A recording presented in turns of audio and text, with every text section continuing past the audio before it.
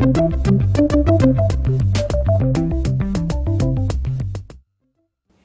the reality is that people eat for a lot of reasons. Most of the time, if you ask somebody why they're eating, they're going to tell you because of hunger.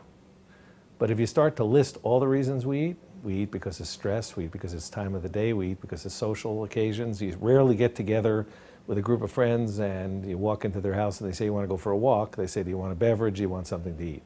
So we eat for all these reasons, and one of the reasons is pleasure and taste.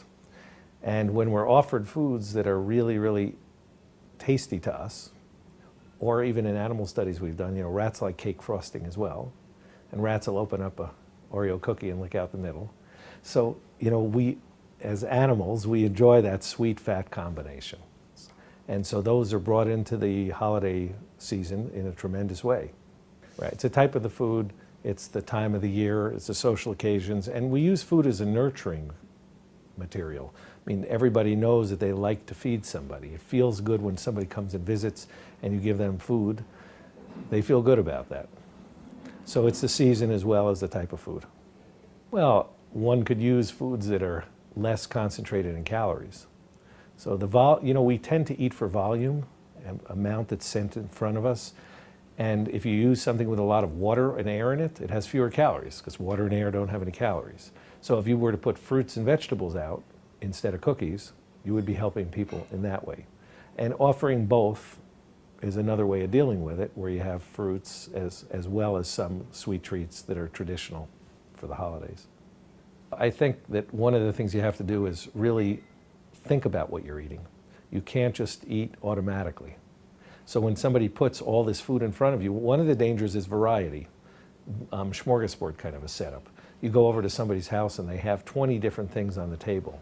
So one thing that would be helpful is to have less variety, so that there's something called sensory-specific satiety that's an interesting area. If you eat a lot of sugar, after a while you get tired of it and you go for the pretzels. Then when you get the pretzels, you get tired of that, go back to the sugar. And so if you have enough variety, and if you have a smorgasbord set up, like I won't mention any particular restaurants, but those that have a whole variety of foods available, if you take a little bit of everything, you're in trouble, because it adds up to a whole lot. So I would say presenting less food, using smaller plates, having less variety is probably one way of helping others, but most people won't want to do that. I mean, there's a lot of work that's been done with humans in terms of looking at portion size and finding out. There's studies that have been done. If you give people a lot more food, guess what? They eat a lot more food. If you give somebody a big bucket of popcorn versus a small bucket, they may want more after the small bucket, but after the big one, they're eating a lot more calories than they need to. So portion control is a very important part, and that's been shown repeatedly with people.